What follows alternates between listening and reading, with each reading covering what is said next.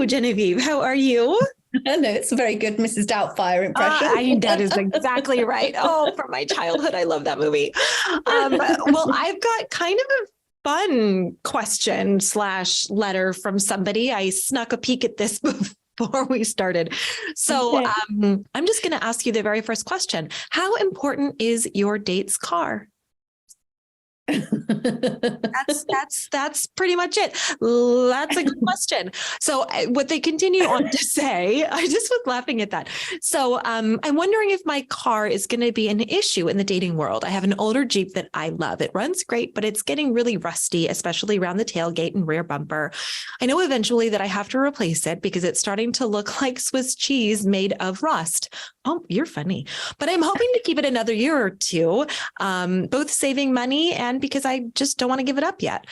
Then I was thinking about the impression I'm going to make arriving for the date. Imagine me rolling up in my rusty 20-year-old 4x4. I'm a woman looking to date a man, if that makes any difference. Do you pay attention to your date's car? Is there anything about the car beyond cleanliness that's important to you or daters? Okay. So, two things. I think women are far more critical of You're a right. man's car than a man would be of a woman's car. I think the man's more interested in the woman. Right. That's a good And point. what she's about. I think women are a bit more materialistic when it comes to looking at those sorts of things. I don't know what you think, Heather. I don't know if you agree, but everything I've heard over the years, women ask about cars. Men never ask us what car does a woman drive.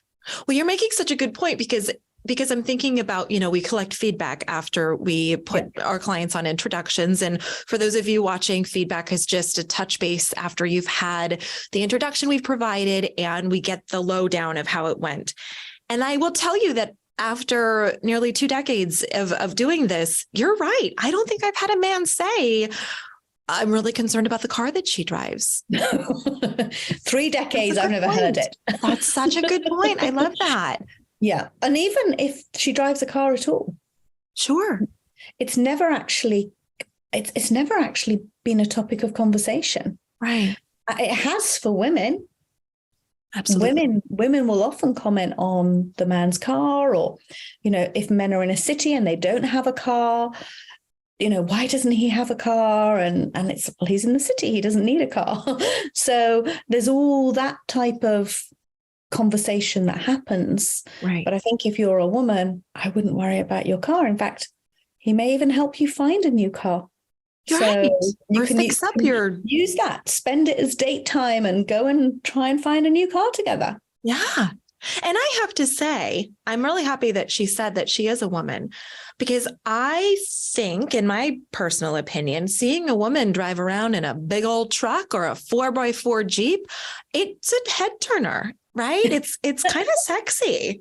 A woman, driving that. So I kind of think embrace it. If it's something that you love and you're proud, it sounds like you're really proud of it. And you're thinking about what other people think instead of really allowing yourself to just love your vehicle. Right. I feel like she's made fun of it a little bit and played it off in the sandwich of, I love my car. And then she says, yeah, I know it's like Swiss cheese with rust, but I love my car. I'm like, just love your car. Who cares? Do you know what she's passionate about? It's something that is quirky about her. Right. And she needs to find a man that's going to love her quirkiness. Absolutely. And love the car with her and be just as sad as she is when they have to pack it off to trade it in for something else. Absolutely. It's finding someone that's going to love I always say to people, love someone's imperfections or someone's weirdness, their quirky little ways. Once you're comfortable with all of that and you're not going to use it against them in any way, then that's what we're looking for at the end of the day. It's really what we're looking for. So I'm not worried about that at all. I think it's really rather lovely. I think. But I'm going to twist this round. Please I'm do. going to twist this round. I'm going to ask you a question. Okay. If there had been a man writing that, do you think we'd be giving the same answer? That is a beautiful question. I want to say heck yes, because I think that we need to be able to love what we love and be quirky and have our Swiss cheese, rusty, thing that we love so much. And I think that, yes, I think that a man that is passionate about something that's his, that probably possesses a lot of history. Maybe it was the first vehicle he ever purchased with his own money, saved up for it, and has a lot of memories in it.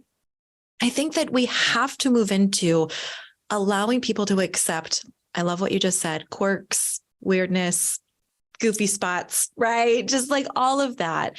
Yeah. And so I think so. What do you think? I think so, but I know how materialistic some women can be. Sure. And I would like to use this as an example to say to women, cars change. It's something that's fluid. Right. It's not something that's permanent in someone's life. Mm-hmm. And I would encourage, if a woman's listening to this and thinking, oh, I wouldn't date a man with a rusty Swiss cheese car, for want of a better word, I know. I'd say take a look at yourself and ask yourself the question, are you more interested in the materialistic side of what a relationship can bring to you than what the person can bring to you? Right, right. Because I think that's always something that we discuss with clients, is that side of what's more important to you. Right, exactly. And I love too that it is fluid in our possessions. A man, let's just say, maybe he's hung on to this puppy for a long, long time, and then he starts getting to know a lovely woman, and his desire to make her more comfortable. And I know me, I love riding in my husband's truck with the heated seats. Tell you this right now, right? So maybe the man that looks at his woman and says, "I need an upgrade because I want you to be comfortable." You know what I mean? You're so right. These possessions that we have really change and evolve as we kind of combine and unite as one. So I think you're right, Genevieve. They do. And I just want people to be reminded of that possessions change constantly. People's jobs change. All of these things, I call it the superficial ladder. They are all on the and the more you put emphasis on things that are on a superficial ladder, the further you fall off it. Right. Things change. You could be driving a Porsche. You could be driving a really big old truck, Swiss cheese. It doesn't matter what you actually drive. It's who you are as the person and how you put value on those possessions as well. And also, one last thing, you just totally put a picture in my head. Be careful of looking at the things that people drive or that superficial thing, because sometimes what people might be lacking in their life, they purchase to fulfill a certain void, right? And cars are a part of that. So let's not judge people or look at something that they've purchased as the indication of who they are. Sometimes it's who they want to be. Right? It is. And that leads me on to a very, very funny story. I remember one of my girlfriends being picked up when we were in our 20s by a guy she was dating in a very flash sports car. And he picked her up from her parents' house. And I happened to be there. And we waved her off saying, "Have a lovely day." And I said to her dad, "Aren't you impressed?" He said, "I'd be more impressed if he actually owned it." Oh, right. He said, I think he works somewhere and he's borrowed it from a friend. He said, so it was. He said it's quite clear he doesn't know how to drive it. By the way, he pulled up and pulled away. He doesn't know this car at all. Exactly. Yeah, just be careful getting in that trap, like you said, that ladder, getting up there and looking out, from above, like, oh, you have this and you have this and you're this tall and you drive this car. Yeah, it's a long way to fall down that ladder. I love that. It is a long way to fall. And you have to be careful, because sometimes when people are presenting themselves with material things, I always think, what else have they got to offer? What are they hiding behind? Are they not comfortable with themselves? Are they putting these material things first? That guy that she was seeing thought it would be really impressive to come and try and sweep her away with borrowing a car from work. Right. They couldn't drive it, and her father was more concerned that they'd crash in his car because he couldn't drive this sports car. So be true, be authentic, be your authentic self. If you have a passion for sports cars, if you have a passion for rusty old trucks, It doesn't matter. It really doesn't matter. It's very superficial, and these things change constantly. Absolutely. Well, I have to tell you, when I first read the line, the one line at the top about the car, I just was giggling. And of course, we took a situation that is kind of silly and off the wall, but really truly a question that daters have, right? Because there's just so much to know and so much to embrace of yourself. And so I love that we've taken a letter that initially I kind of giggled at, but we've just broken it down and really looked at the core and the meat of what's most important. And I just love these chats because I feel we can really help people, Yeah, So definitely. awesome. Okay. Well, we'd love for you to like and subscribe to our channel.